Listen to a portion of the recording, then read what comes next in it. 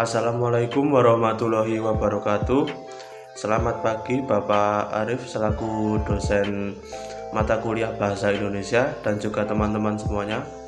Kami dari kelompok 4 yang beranggotakan Verika Aprilia sebagai pembicara 1, kemudian saya Ahmad Fajar Raffi sebagai pembicara kedua, lalu Desti Rahmati Asani sebagai pembicara ketiga, kemudian Anugrah Kurniati sebagai pembicara keempat, lalu Dini Ayu Lestari sebagai pembicara kelima, dan Lailatul Maftuha Alulia sebagai pembicara keenam akan mempresentasikan hasil kerja kelompok kami mengenai teks ulasan buku. Struktur teks ulasan buku. Yang pertama ada identitas. Ulasan buku biasanya diawali dengan memberikan tentang identitas buku yang akan diulas. Identitas buku biasanya berisi judul buku, penulis, penerbit, tahun penerbitan, hak cipta, jumlah halaman, bahasa yang digunakan, dan warna sampul buku. Informasi tersebut merupakan fakta-fakta penting tentang buku yang akan diulas. Fungsi dari identitas pada ulasan buku adalah untuk memberikan deskripsi tentang wujud fisik buku itu beserta dengan ciri-cirinya. Berikut merupakan contoh dari identitas buku dengan judul Mencegah Bahaya Penyalahgunaan Narkoba Melalui Pendidikan Budaya dan Karakter Bangsa. Yang kedua ada orientasi. Orientasi identik dengan pengantar kepada seluruh ulasan. Tahap ini berfungsi untuk 1. Menyampaikan informasi tentang buku apa yang diulas. 2. Memposisikan buku yang diulas. 3. Menyatakan pendapat pengulas tentang buku itu. Yang ketiga ada tahapan tafsiran isi. Tahapan tafsiran isi memuat 1. Penceritaan ulang tentang hal yang dilakukan penulis saat ia menulis buku itu. Yang kedua, isi atau ringkasan buku yang diulas sebagai hasil dari pembacaan oleh petugas terhadap buku itu. Yang ketiga, perbandingan isi buku yang diulas dengan buku-buku lain yang sejenis. Pada tahapan ini, isi buku diuraikan bab demi bab. Yang keempat ada evaluasi.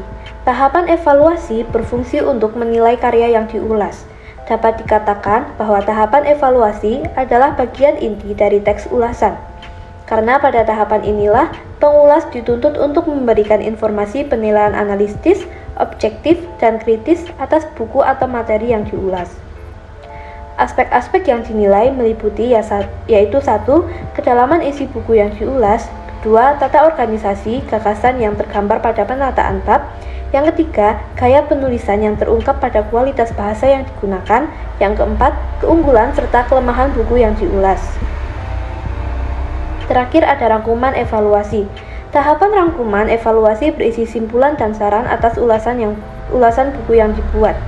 Pada bagian pertama tahap ini, penulis teks ulasan memberi simpulan akhir mengenai buku yang diulas dan pandangan subjektif pengulas atas buku yang diulas berdasarkan tahapan orientasi, tafsiran isi, dan evaluasi yang diberikan sebelumnya. Pada bagian kedua, pengulas mengajukan saran tentang buku itu, misalnya apakah buku perlu diperbaiki, apakah buku itu perlu dimiliki oleh pihak-pihak tertentu, atau apakah buku itu perlu ditindaklanjuti dengan tindakan dan upaya tertentu. Simpulan tentang struktur teks dan hubungan genre pada teks ulasan buku. Struktur teks dan hubungan genre pada teks ulasan buku disajikan pada tabel di samping ini. Ya, bisa dilihat teman-teman tabelnya. Penjelasan dari tabel di samping dapat dinyatakan sebagai berikut. 1. Identitas adalah identifikasi terhadap buku yang diulas, bersifat opsional dan isinya meliputi data tentang penerbitan buku tersebut. Orientasi berisi deskripsi atau gambaran umum tentang buku yang diulas. Dalam kurung, deskripsi atau gambaran umum biasanya berisi tentang penulis, latar belakang penulis, dan manfaat buku. 3. Tafsiran isi berisi paparan isi bab demi bab. Bagian ini pengulas menceritakan ulang tentang buku tersebut dan memberikan gambaran terperinci mengenai buku yang sedang diulas. Evaluasi berisi penilaian terhadap buku yang sedang diulas, meliputi kelebihan dan kelemahan dengan membandingkan dengan buku sejenis. Evaluasi pada penilaiannya menyangkut penataan bab, penampilan, dan kualitas buku. Rangkuman evaluasi berisi ulasan terakhir dari si pengulas yang berisi simpulan dari buku yang diulas. Aspek penilaian, formulasi bahasa, dan manfaat teks ulasan buku. 1. Menganalisis aspek penilaian. Dalam menganalisis aspek penilaian terhadap suatu buku, aspek yang dinilai dalam teks ulasan buku diantaranya persamaan dan perbedaan struktur teks dari masing-masing teks buku yang diulas. Cara dalam mengulas buku yang memanfaatkan genre mikro pada tahapan struktur teks dan kedalaman informasi yang diungkap. Saat membuat ulasan buku, harus memahami cara menempatkan genre mikro pada struktur teks. Struktur teks ulasan buku adalah alat untuk menyampaikan gagasan atau pendapat yang disajikan tentang buku yang dibaca. Yang selanjutnya adalah menganalisis formulasi bahasa evaluasi. Saat kita membahas atau menelusuri tahapan dalam teks ulasan buku, pasti kita akan memperhatikan formulasi bahasanya. Nah, unsur penilaian atau evaluasi dalam ulasan buku itu terletak pada tahapan evaluasi. Tidak semua penilaian itu ada pada tahapan evaluasi, bisa juga pada tahapan yang lainnya, kecuali pada tahapan identitas. Karena pentingnya penilaian pada teks ulasan buku, kita perlu mempertanyakan formulasi bahasa pada penilaian. Menilai atau mengevaluasi adalah bagaimana kita menyatakan pandangan, sikap, dan posisi terhadap yang akan dinilai. Nah, aspek ketiga ini sulit didefinisikan secara terpisah atau berbeda. Sebagaimana pada buku The Language of Evaluation dari Martin dan White tahun 2005, ketika hal itu berupa gradasi antara positif dan negatif, baik dan buruk, objektif dan subjektif, setuju dan tidak setuju, dan lainnya yang terungkap dalam ulasan. Pandangan, sikap, dan posisi penilai itu terlihat pada penggunaan leksis nomina, verba, adjektif, adverbia, atau pada tataran kalimat pada kalimat positif dan negatif. Contohnya pada teks ulasan perangi narkoba. Pengulas menunjukkan pandangan, sikap, dan posisi yang positif dan negatif. Seperti pada contoh 2.3 sampai dengan 2.8 di tabel 2.6. Nah, bagian yang dicetak miring itu adalah yang menunjukkan positif dan juga negatif. Pada tabel 2.7 ini menunjukkan bahasa yang mencerminkan sikap menghargai dan tidak menghargai yang akan dibicarakan. Bagian yang menunjukkan pujian atau yang menghargai ini akan dicetak miring. Kemudian menganalisis manfaat teks ulasan buku. Nah, sebelumnya ada beberapa informasi yang diketahui seperti untuk keperluan presentasi atau menulis, seperti proposal penelitian, laporan penelitian, artikel ilmiah, tugas akhir, ataupun juga skripsi. Kita perlu mempunyai kemahiran atau menguasai dalam membuat ulasan terhadap buku dan juga materi-materi yang lainnya. Nah, untuk mengungkapkan isi buku yang akan diulas, kita juga harus bisa meringkas. Dalam membuat sintesis gagasan, penulisan proposal penelitian, skripsi, dan lainnya, itu harus dapat meringkas satu buku atau satu karya menjadi beberapa kalimat saja. Nah, dengan beberapa ringkasan buku atau karya tadi, kita dapat membuat sintesis teori. Inilah yang nanti akan dicantumkan atau disajikan di landasan teori atau tinjauan pustaka, di proposal penelitian, laporan penelitian dalam bentuk skripsi, dan juga artikel ilmiah.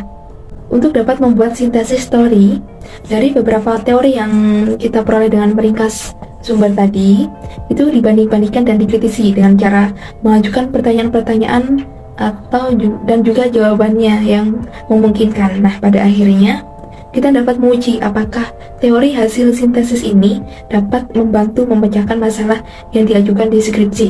Pada poin ini kita menyadari bahwa membaca dan mengulas sumber pustaka adalah keterampilan atau kemahiran penguasaan yang harus kita butuhkan.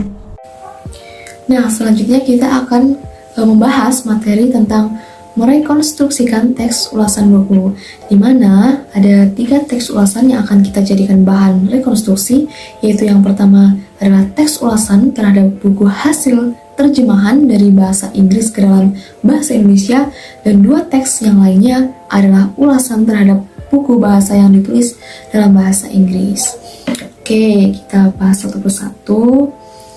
Mulai dari poin yang pertama, yaitu poin A, merekonstruksikan teks ulasan buku terjemahan, di mana teks ulasan yang akan kita rekonstruksikan ini berjudul Melacak Akar Terorisme, dan ulasan ini dibuat untuk menilai buku yang berjudul Melawan Negara Teroris, Dominasi Amerika Serikat Terhadap Irak, dan Kedaulatan Dunia 2005. Dan yang menarik di sini, buku ini merupakan terjemahan dari buku bahasa Inggris yang berjudul Full Spectrum Dominance.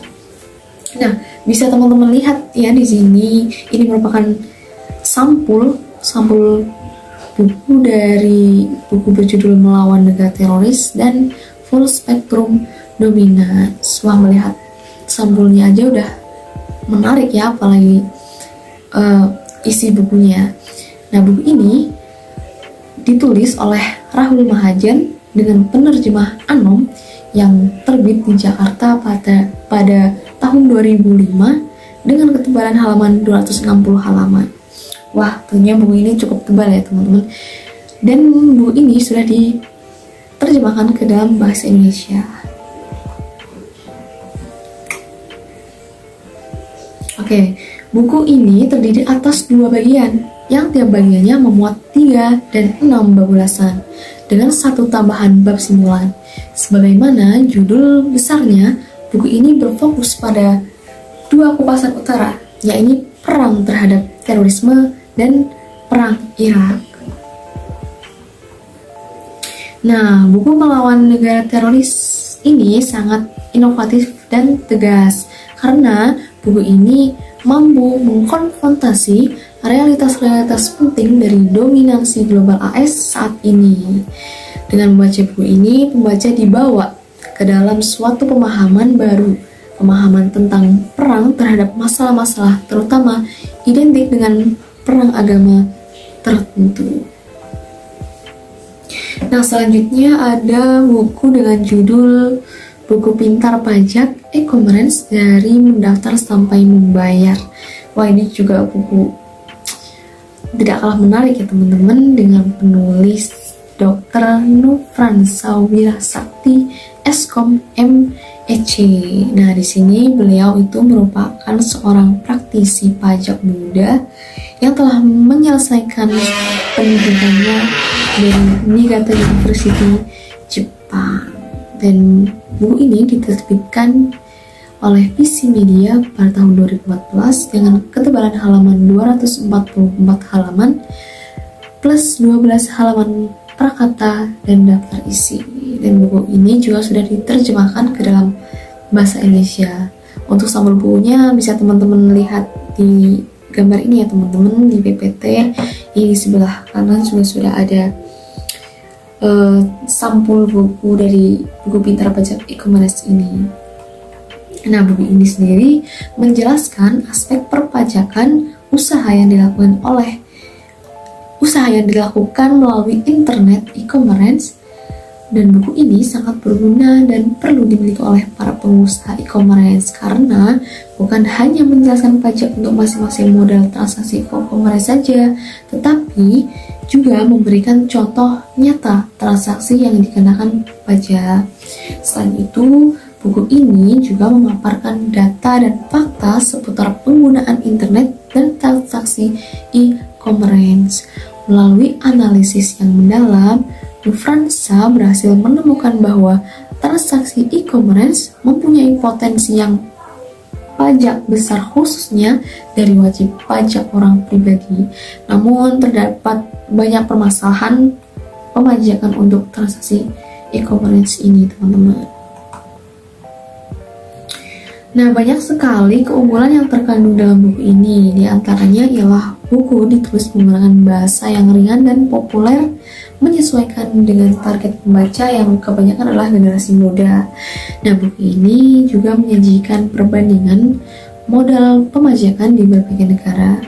Selain itu, ini juga memberikan informasi secara terperinci dengan disertai ilustrasi, sehingga mudah dimengerti oleh pembaca. Ilustrasi sampul juga menarik, sehingga mendorong minat untuk mengetahui isi bukunya. Ya, setidaknya buku ini sangat berguna menambah pemahaman tentang pajak khususnya terkait transaksi online. Akan tetapi nih teman-teman, buku ini juga bukan tanpa kelemahan, karena salah satu permasalahan dalam membaca buku ini ialah penulis tidak menyajikan contoh perhitungan pajak. Implikasinya adalah buku ini memberikan kesan bahwa pembaca yang diharapkan adalah pembaca yang telah mengerti teknis perhitungan pajak. Padahal pada judul buku juga sudah disebutkan bahwa buku ini merupakan buku pintar falak e-commerce dari mendaftar sampai membayar pajak. Tanpa adanya proses perhitungan pajak, jumlah yang harus dibayar belum juga dapat ditemukan. Ya, itulah kelemahan dari buku ini ya teman-teman. Nah, yang kedua atau yang B adalah merekonstruksi teks ulasan buku bahasa Inggris. Nah, pada kali ini yang akan kita bahas adalah buku dengan judul Japanese Occupation Stem in South Asia dengan penulis Masayoshi Tsuchiya yang diterbitkan di Jepang pada tahun 2004 dengan ketebalan 203 halaman plus 12 halaman pendahuluan dan indeks isi. Namun buku ini masih menggunakan bahasa Inggris dan Jepang ya teman-teman, belum menggunakan bahasa Indonesia. Dan sampul buku ini berwarna biru dongker atau biru lain teman-teman bisa lihat di PPT ya. Nah, buku ini mengungkapkan sejarah perangko pada kurun waktu Perang Dunia antara tahun 1942 sampai dengan tahun 1945. Ya, lumayan panjang ya periode teman-teman. Buku ini tidak hanya memuat tulisan atau penjelasan saja, tapi yang lebih menarik juga menyajikan gambar dan koleksi benda asli. Yang dikoleksi bukan hanya perangko penjajahan Jepang atau Belanda di Indonesia saja, melainkan juga yang menyangkut negara lain seperti Hong Kong, Burma, Malaysia, Brunei, Filipina, dan pangkalan Angkatan Laut Jepang di Asia Tenggara.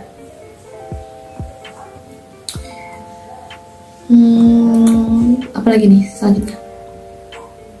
Oh ya, dan buku ini sangat menarik untuk dipelajari karena banyak informasi tentang sejarah Perang Dunia di Asia Tenggara karena dapat digali lebih lanjut dari buku ini.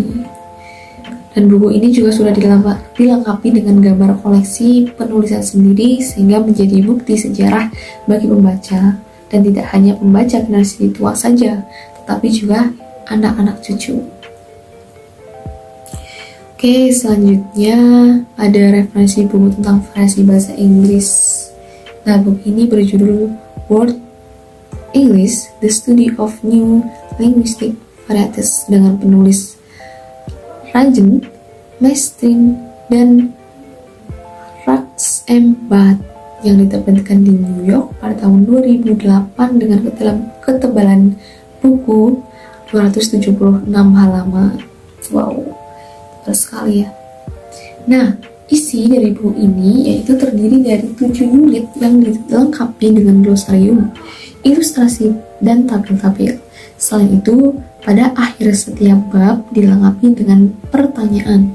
Pertanyaan ini bermanfaat bagi peneliti lebih jauh dan untuk memperdalam topik yang disajikan pada setiap unit. Di setiap unit juga diberikan referensi bahan bacaan yang diacu pada unit bersangkutan untuk memberi informasi tambahan pada pembaca untuk memperdalam topik pembahasan. Nah, buat teman-teman yang penasaran dengan isi unit, aku udah uraikan, udah aku tuliskan di PPT mulai dari unit 1 sampai unit ke-6. Teman-teman bisa membaca secara mandiri sampai unit ke-7 ya, dari unit pertama sampai ke unit ke-7. Dan buku ini lebih bersifat pengantar untuk meneliti mengenai pengaruh varian linguistik lokal terhadap bahasa Inggris. Pengaruh ini diciptakan bahasa Inggris baru atau New Englishes yang mempengaruhi paradigma pengajaran bahasa Inggris khususnya di daerah Asia dan Afrika. Dengan memahami berbagai permasalahan dan tren perkembangan bahasa Inggris baru ini memungkinkan guru untuk menerapkan inovasi-inovasi terbaru dalam teori pemerolehan bahasa dengan mempertimbangkan keunikan variasi-variasi unik linguistik bahasa Inggris baru. Selanjutnya kita akan membahas tentang membuat teks ulasan. Bagaimana sih cara membuat teks ulasan yang baik dan benar? Jadi, dalam mengulas sebuah buku, kita harus bersikap jujur. Yang dimaksud jujur di sini adalah kita mampu mengungkapkan pendapat dan pandangan untuk menilai kelebihan dan kekurangan buku tersebut. Kekurangan dapat menjadi dorongan untuk menyatakan kritik dalam ulasan. Tetapi jika ingin menyatakan kritik, kita juga harus dapat memecahkannya atau memberi solusi atas kritikan tersebut. Kita juga harus melihat bagian-bagian positif untuk dikemukakan kepada khalayak. Untuk menghasilkan ulasan yang baik diperlukan prosedur yang mengandung langkah-langkah, yaitu sebagai berikut. Yang pertama, mencari buku yang diulas. Ketika kita ingin membuat ulasan, sebaiknya kita membuat dari buku yang sesuai dengan bidang minat kita untuk mempermudah membuat ulasan itu. Yang kedua, membaca secara kritis. Di bagian ini, kita harus detail membaca bagian demi bagian buku. Yang ketiga, membuat ringkasan. Membuat ringkasan berarti menyatakan kembali buku yang dibaca agar lebih singkat dengan mengungkapkan pokok-pokoknya saja. Yang keempat, menentukan kriteria penilaian. Kriteria dapat ditentukan berdasarkan cakupan isi buku yang diulas, kedalamannya, kualitasnya, gaya penulisannya, atau pokok-pokok yang menjadi perhatian khusus. Yang kelima, mencari buku pembanding dan referensi untuk rujukan. Referensi digunakan untuk mempertajam penilaian agar seimbang dan tidak sepihak. Yang keenam, menulis ulasan. Yang dimaksud, kita harus selalu memperhatikan struktur teks dengan tahapan-tahapan yang menjadi kerangka teks. Yang selanjutnya yaitu membangun teks ulasan buku secara mandiri. Membangun teks secara mandiri merupakan puncak dari seluruh kegiatan belajar tentang teks ulasan buku. Pada materi ini diharapkan dapat menghasilkan sejumlah teks ulasan buku melalui proyek kegiatan dengan disusun secara mandiri. Petunjuk-petunjuk dalam pembuatan teks ulasan buku mandiri yaitu sebagai berikut. Yang pertama, membuat rangkuman.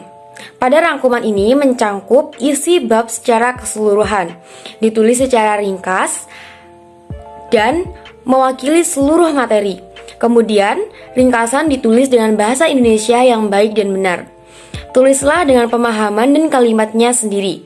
Tidak mengutip satu kalimat pun dari materi yang dirangkum. Kemudian yang kedua yaitu membuat tugas dan proyek tentang teks ulasan buku. Yang pertama, tugas. Untuk tugas, mengerjakan tugas secara mandiri, yaitu saat mendapat tugas membaca buku referensi, maka bacalah dengan saksama dan buatlah ringkasan.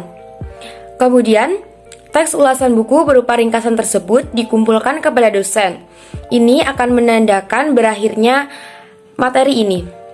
Kemudian untuk proyek, rencana belajar sesuai dengan kebutuhan akademik. Menyusun sebuah proyek belajar berkaitan dengan teks ulasan buku yaitu sebagai berikut. Pertama, mencari 2 teks ulasan buku di media akademik. Kemudian analisislah sesuai dengan prinsip-prinsipnya. Yang kedua, mencari 3 buah buku, kemudian analisis. Ulasan buku harus ditulis sesuai dengan peraturan.